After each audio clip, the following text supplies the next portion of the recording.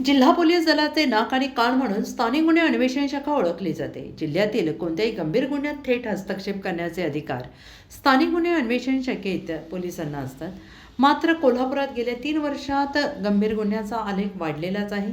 स्थानिक गुन्हे शाखेच्या खुर्चीसाठी जिल्हा पोलीस दलातील पोलीस निरीक्षकांमध्ये सुरू असलेली स्पर्धा थांबणार तरी कधी, असा प्रश्न उपस्थित करत शिवसेना ठाकरे गटाच्या पदाधिकाऱ्यांनी जिल्हा पोलीस दलातील अनागोंदीबाबत जिल्हा पोलीस प्रमुखांना विनंती केली आहे. कोल्हापूर जिल्ह्यामध्ये लोकल क्राईम ज्याला LCB म्हणतो त्या खुर्चीसाठी चाललेले वाद हे फार हास्यास्पद आहे. डिसिप्लिन असलेलं हे खातं आणि हे डिसिप्लिन असलेलं खातं करतंय का, हा आमचा विषय आहे.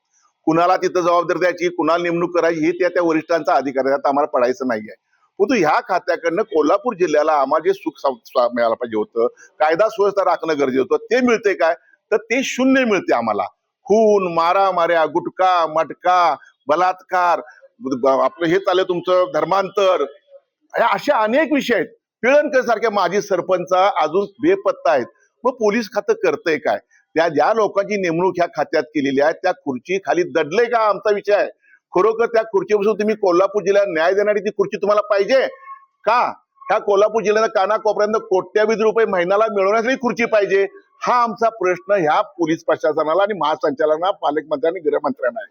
महासंचालक साहेबांना उद्या विनंती आहे, आम्हाला तुम्ही वेळ द्या आणि 10 वर्षाचं ह्या खात्याचं ऑडिट करा LCBचं, आणि मग तुमच्या लक्षात येईल आमचा प्रश्न ह्या खुर्चीखाली दडले का, तुमच्या लक्षात येईल ह्या खुर्चीला एवढं महत्व का.